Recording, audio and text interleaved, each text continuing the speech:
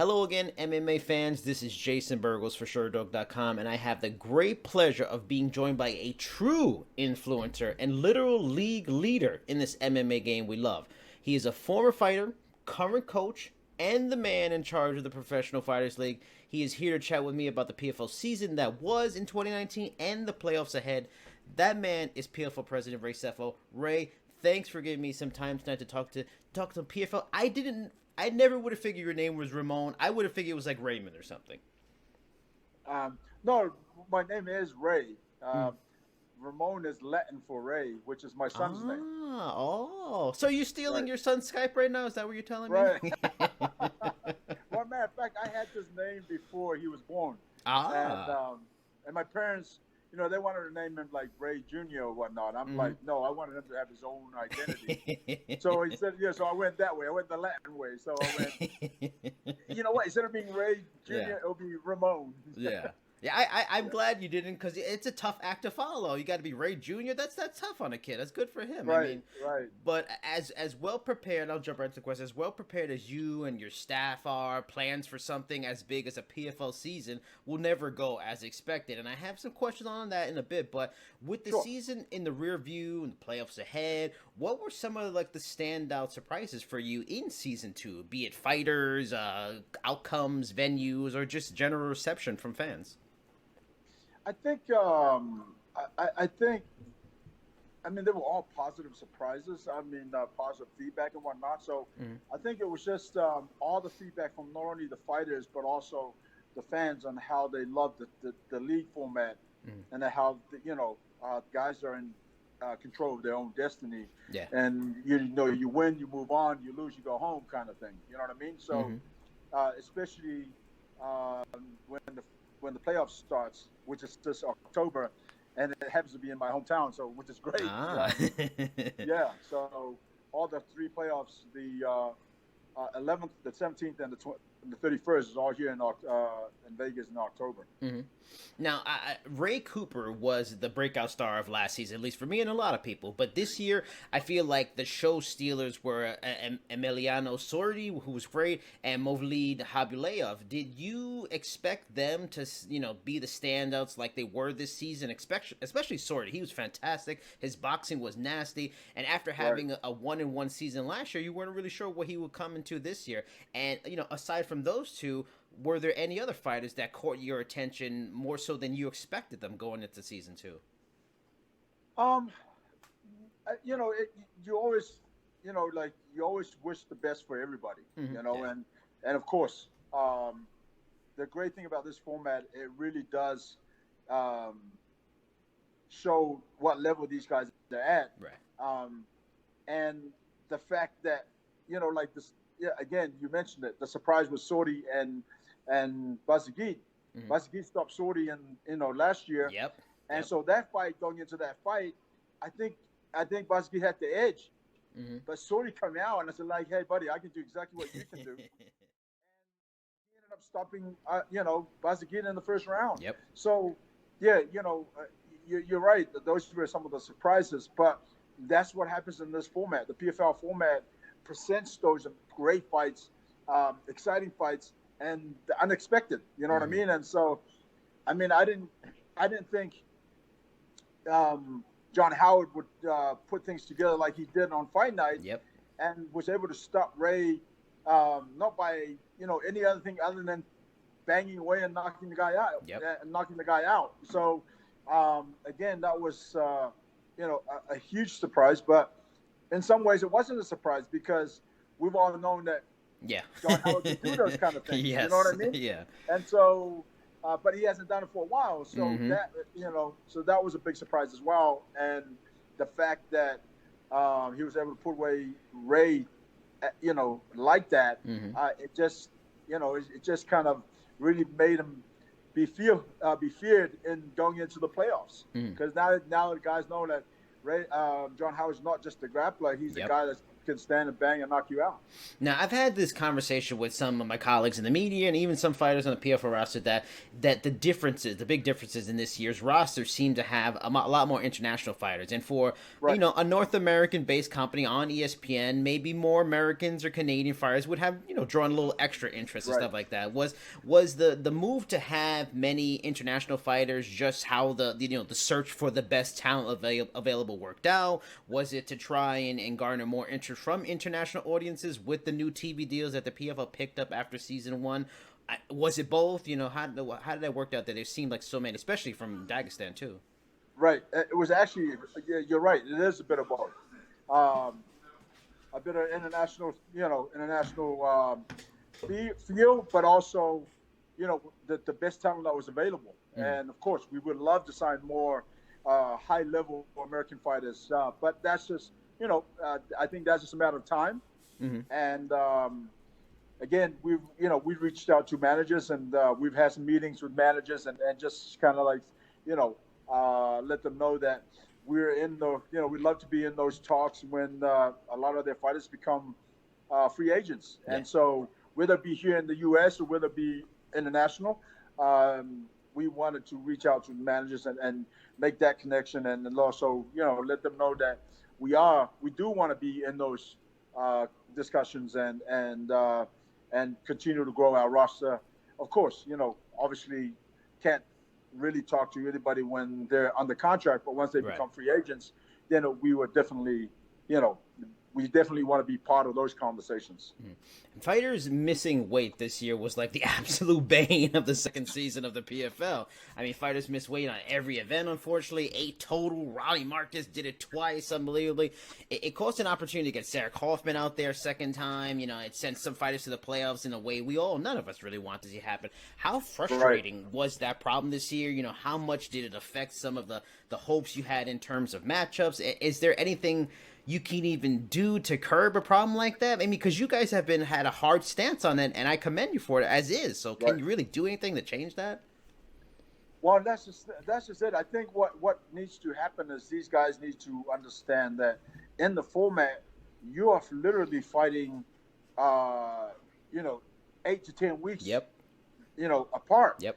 And so I think what it is that these guys got to start understanding that, you don't just cut your weight in the format. You can't just cut your weight the last 2 weeks. Yep. You need, once camp starts and once that first fight is over, you need to stay within those boundaries because you have another fight coming, before you know it.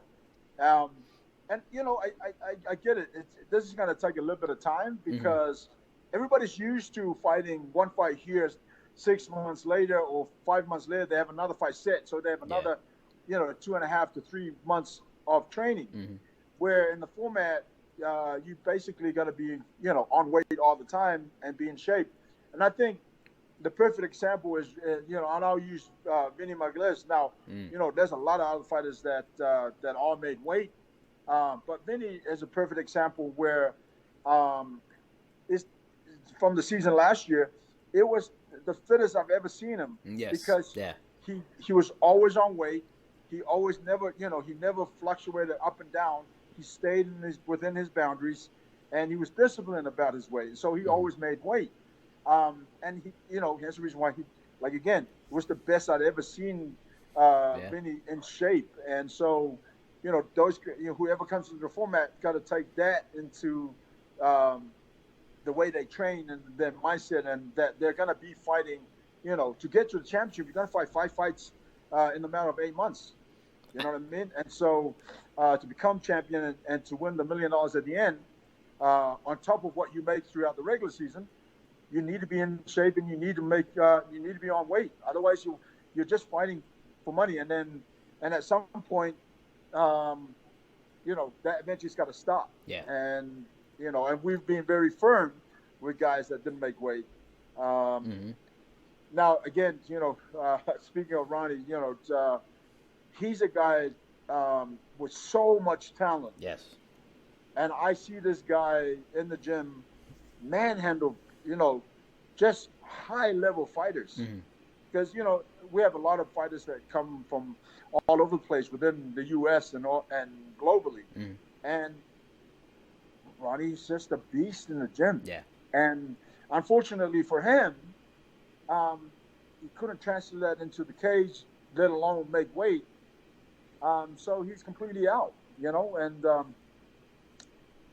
again, he's got to get his stuff together. And I feel for him because he's a super talented guy. Mm-hmm. But unless you perform in the cage under the bright lights, there's really nothing I can do about it. I know the first season there was a retreat and stuff like that. Do you have to? And there might have been the one for the second season. Do you have to go into season 3 with a retreat and message one? It's listen, guys, you got to make weight. We had right. this season 1. And is that something you just? It's a new protocol you have to do going forward and just make it hard message number 1 to anybody that joins the league. Absolutely, and even more so, for 2020 because. I mean, we had 1 or 2 guys, I think, in season 1. Yeah. But in season 2, I felt like there was 4 guys. Yeah. And so, so that that message is going to be hit home even more so for 2020 because, again, you're not earning points, and if you're not earning points, then the chances of you making the playoffs is very, very slim. Mm-hmm. Talk to me on your thoughts on the 2 women's lightweight semifinals fights. Fans and media all want and feel Kaufman and Harrison is the likely final and possible main event of New Year's Eve. Right. However, Pacheco is getting criminally underrated by many, which Sarah Kaufman even agreed with me when I talked to her a couple of nights ago. And in a classic striker versus grappler matchup that Kayla has with Fabian, you can never be too sure. I mean, can those 2 upset the apple cart, fight fans want to see by messing up Kayla Harrison and Sarah Kaufman from happening? 100%. You can't count out Pacheco, and you can't count out Genah Fabian. Genah showed in the last fight that she can hit you with one shot and knock you out. Yep. Sarah is a veteran of this sport, and she's been around. She's fought some of the best girls in the business. And that being said, Pacheco went the distance, took Kayla Harrison the distance in their last fight. And there were times where she put Kayla in trouble for a little bit. And so, I'm assuming that Sarah's going to be training even harder and understanding those are kind of the things the problems that Pacheco can bring to the playoffs. And so I think the 4 women are going to be well prepared. And I'm going to have to say, it's 50-50 both ways, Fabian and Kayla, Harrison and Pacheco. And it comes down to also, again, who's going to implement their game the best. Were there any fighters that you were surprised about not being able to reach the playoffs this season? Like Steven Seiler is the fighter that sticks out for me right away because he reached the finals last year, didn't even get to the playoffs this year. Steven Silas, love that guy. Yeah. He's a great guy. He's a great human being. He's got a great family. He's got a great support team. But that's the thing with the season. Unfortunately, you got to get the results, or you're not moving forward. Yeah. You know what I mean? And so, I feel for Steven, but unfortunately, he lost both of his regular season fights, so he didn't make the playoffs. So, I think it's one of these things where, again, Steven's been in the game a while, and so I think he's got to probably do some thinking and where he goes from here, whether he racks up, a few wins next year to try and make the season 21, I don't know. Or does he just take one fight here and there? You know what I mean? Again, the season does give you the opportunity to, be active. Yeah. And so, we just have to wait and see. Now, I'm sure the promoter in you loves all the matchups in these playoffs, but I want to talk to Sugar Ray, the fighter, the talent evaluator.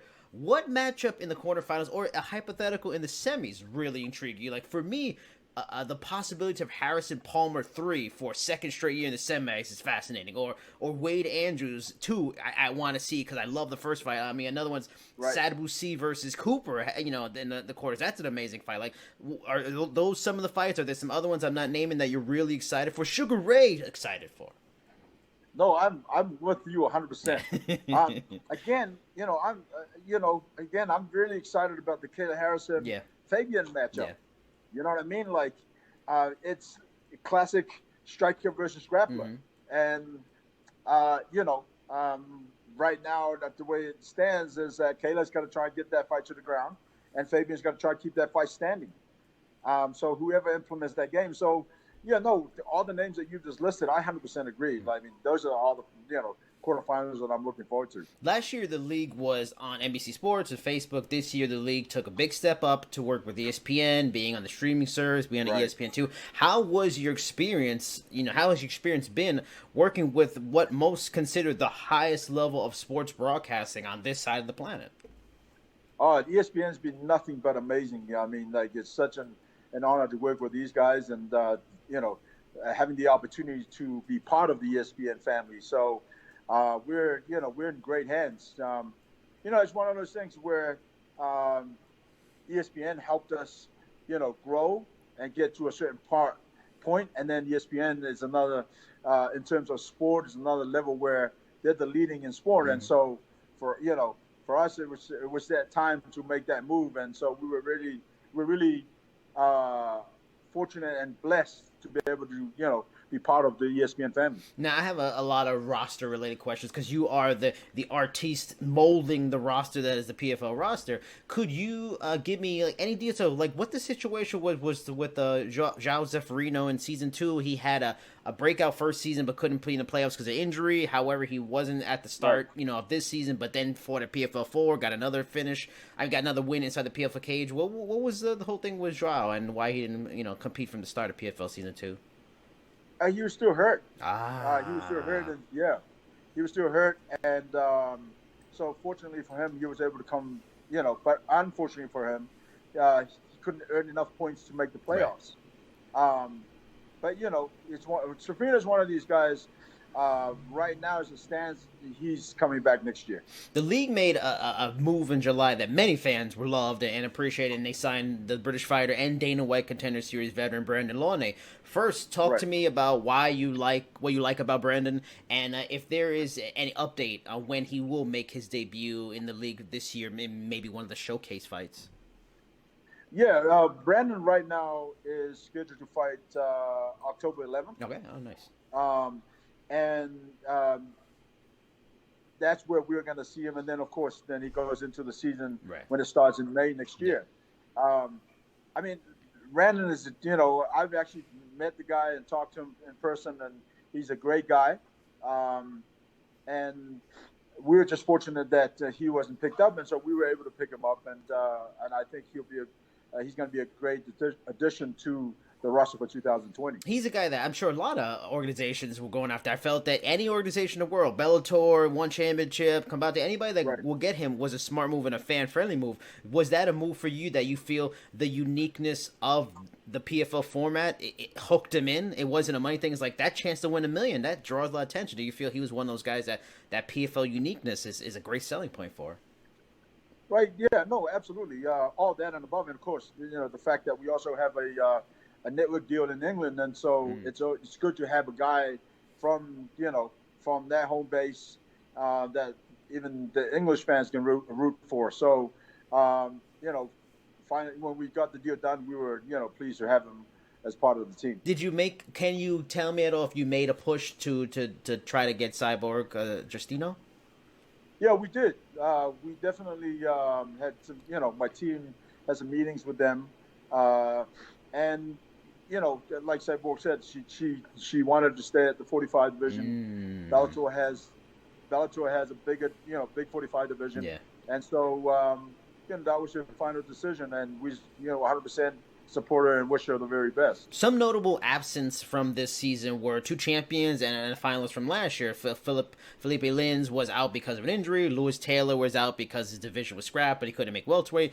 Josh Copeland's out because of personal issues. Are those 3, at all in the plans for PFL's future, and could maybe we see any of them compete in a showcase fight before the season ends? Most likely, we probably won't have full answers to those. I mean, we don't have those answers yet. But I want to say before the season is over this year, we would have some, kind of ideas exactly where we're at with those guys and how the injuries are and so on, and then go from there. We have seen some interesting returns to the cage in the last few years. Hoist Gracie, Renzo Gracie, Chuck Liddell. Hell, Right. Even Alberto Del Rio is jumping into the cage to fight Tito Ortiz, and he is an executive at Combate Americas, though, he has got an MMA background. PFL is putting on showcase fights, like I mentioned, during events coming up. You fought for World Series of Fighting. Would Ray Sefo make a comeback in the PFL? No. Damn! So. It's one of those things where I've always said I wouldn't retire. I wouldn't think about retirement. I wouldn't say I'm going to retire until I was 100% sure that was going to be the case. Right. And so once I uttered those words that I'm now retiring, for me, listen, I got offered a fight from overseas, and matter of fact, the email came in like 3 weeks ago. Wow. And, where? Yeah, please tell us where. It's in Russia? No, it was Czech Republic. Interesting. I think it was. Okay. And I basically said, listen, I'm retired, but